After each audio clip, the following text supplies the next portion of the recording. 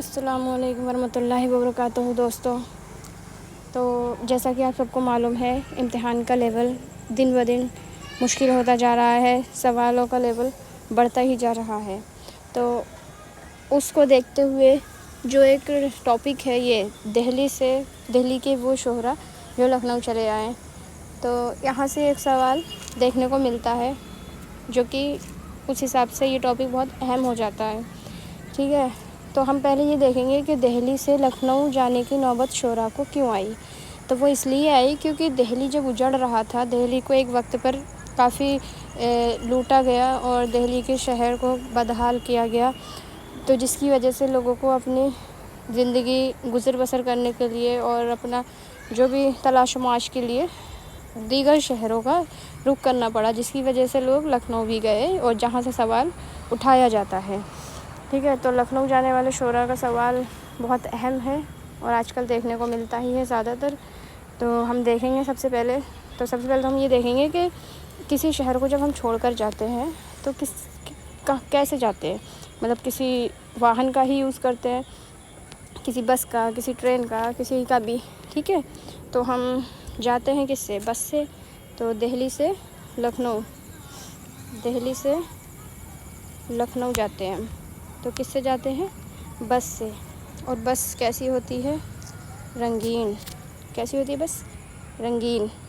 تو جو رنگین ہے وہ آپ جانتے ہیں کہ یہ بھی لکھنؤ گئے تھے دلی چھوڑ کر.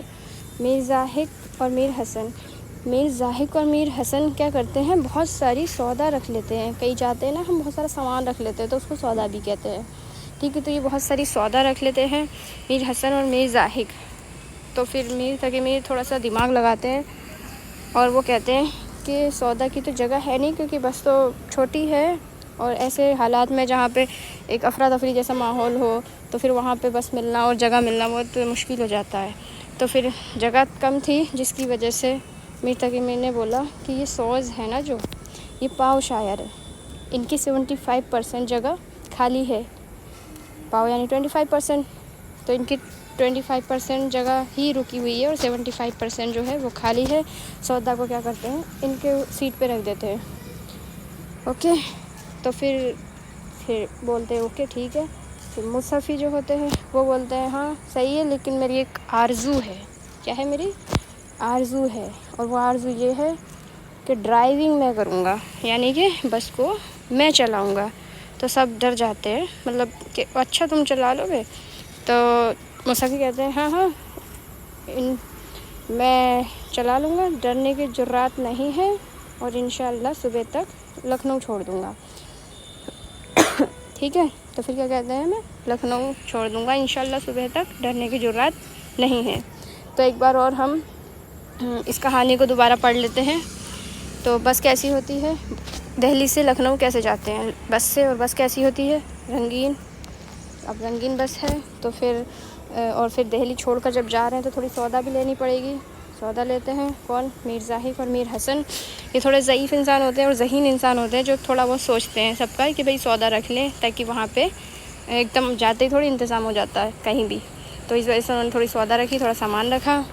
اور میر تو تھے ہی ذہین شاعر، زہر بھی بول سکتے ہیں، زہر. ٹھیک ہے، تو انہوں نے سوز کو کیا بولا؟ پاؤ شاعر. کہ یہ پاؤ شاعر ہیں، ان کی سیٹ خالی ہے، یہاں پر سامان رکھ دیتے ہیں، سودا رکھ دیتے ہیں. اور آرزو کس کی تھی؟ مصطفی کی آرزو تھی کیا؟ بس کو ڈرائیو کرنے کی، یعنی چلانے کی. اور انہوں نے کیا کہا؟ ڈرنے کی جرات نہیں ہے، انشاءاللہ میں بس کو صبح ٹائم پر چھوڑ دوں گا اور تم لوگ کو دلی پہنچا دوں گا صبح. تو یہ تھی ہماری آج کی کلاس. امید کرتے ہیں آپ کو پسند آئی ہوگی.